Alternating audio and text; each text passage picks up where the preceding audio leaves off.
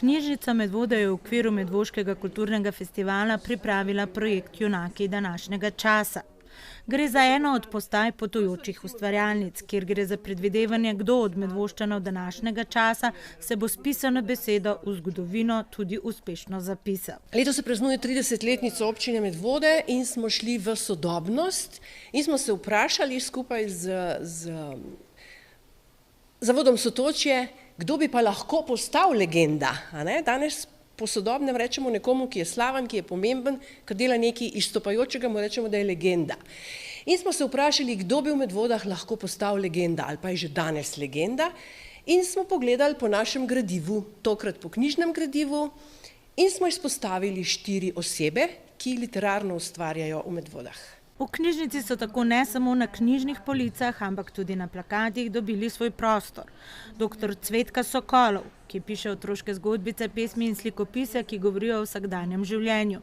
Pesnica Agata Trojar, ki je prejela zlati znak Javnega sklada Republike Slovenije za kulturno dejavnost. Sten Vilar, avtor preštevilnih pesmic in pravljic za otroke.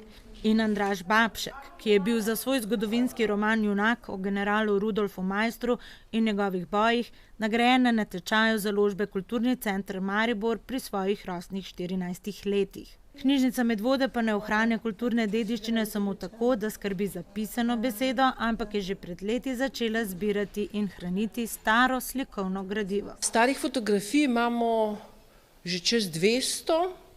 Niso vse originali, so tudi kopije, nekaj smo dobili mapo iz občine, ker imamo samo kopije, ampak so tudi dragocene. Drugače jih pa mi kupujemo, mi imamo vzpostavljene take nabavne vezi iz 2 antikvariatov in en gospod, ki se profesionalno ukvarja z kupovanjem in prodajanjem in draženjem fotografij, tako da jih letno dobimo pakete kot vseh 3 zadnja leta in izberemo in jih uvrstimo v našo zbirko. V zbirki so največkrat upodobljene Medvode, sledijo naši najbolj turistični kraji, kot je na primer Katarina, in seveda gradovi, kot so Smlednik in Goričane.